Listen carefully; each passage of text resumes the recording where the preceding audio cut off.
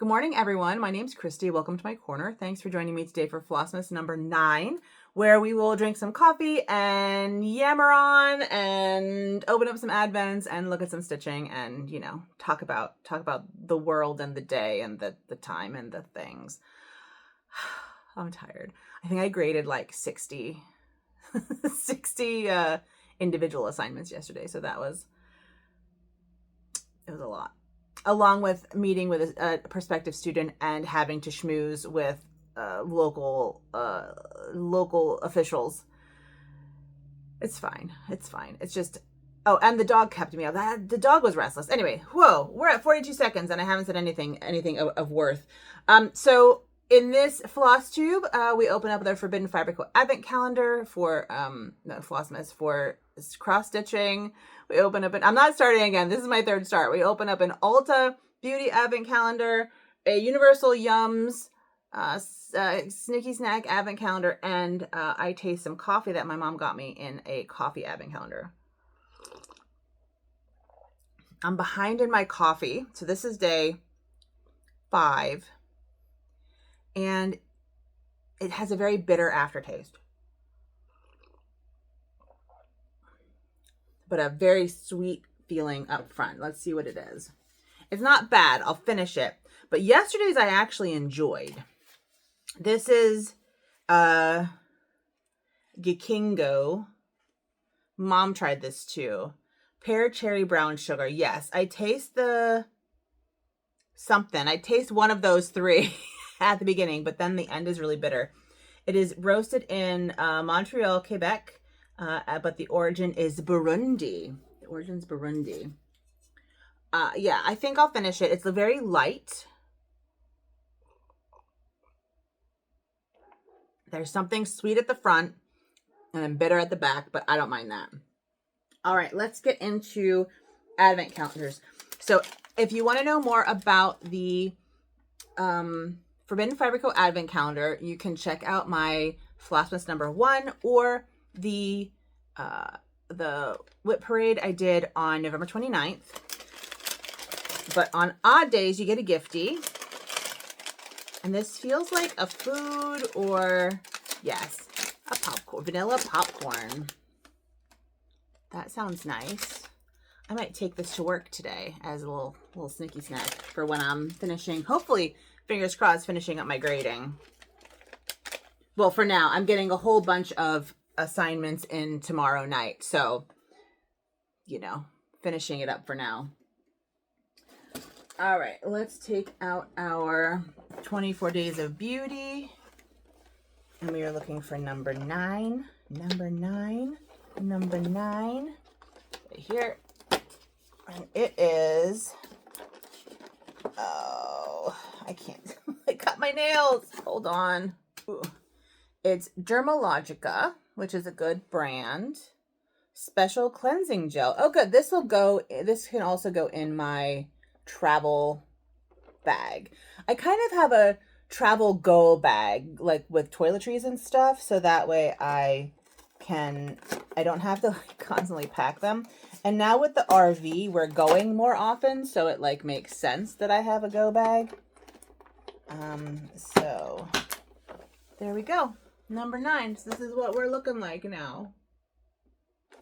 Perfect. Okay, next is our, good. So make sure I push play. Next is our Candy Adventure. And we are looking at number 9, which is orange. Let's see. It comes in a little thingy. Whatever that is. It says, ooh, ginger candy. Ginger candy. I really wish that this would tell me where it's from right off the bat, because there have been a couple that I've had to figure out, and I don't want to figure things out. I want you to just tell me. Gem ginger candy, chewy orange flavored candy. Is not ginger. What's the most dangerous thing you've ever eaten? We bet it can't compare to Gem's ginger candy, though it looks unassuming. Is made from fresh ground ginger puree, grown on the East Java grown at Mount Bromo, a volcano on the East Java volcanic belt.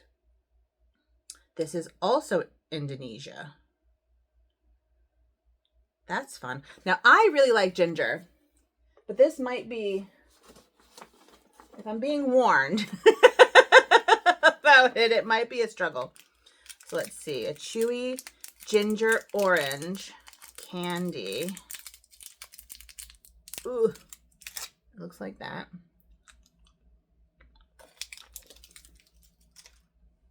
It's very sticky. Hold on. That was very sticky. Like that was just like completely like wrapped around my teeth. That was very nice. It was definitely orange. It was a very light orange, and there's a little kick in the back of my throat. A little ginger kick. And I love sweets with a little kick. I really do. I really enjoy putting cayenne in things. When I used to make macarons for a local pie shop, and I used to make Mexican chocolate flavored ones, where I'd put a Mexican chocolate ganache that had like spices in it and also cayenne, and it was so good with like a little kick.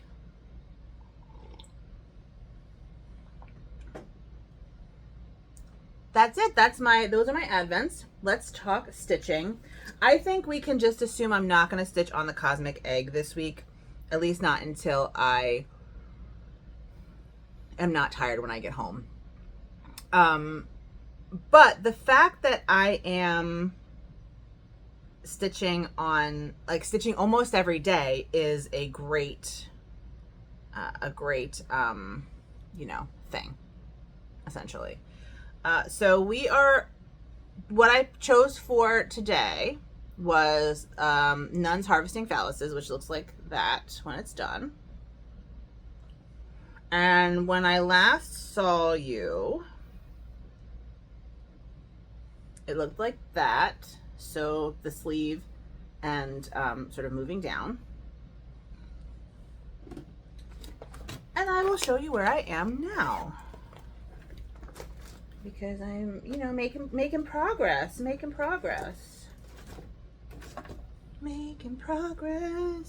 And there we are. So I finished up her sleeve. Here, I'm going to do this so that way I can use this as my screenshot. I try not to like blast penises on the internet if at all possible. So that is my screenshot. And here is what I worked on. I worked on the sleeve and then down below a little bit, a couple rows. I think I did like 220 stitches or whatever. That's kind of what I've been averaging, especially when I'm only doing one color back and forth. Although I did have to pull out, I did have to unfrog some things, because when I stitched the dark brown, I miscounted something, and it doesn't affect anything, but I did have to like change it up. So she won't be coming out until after Christmas, because she was in my jar twice and I have drawn her twice. So let's see what else we have here in my jar of possibilities.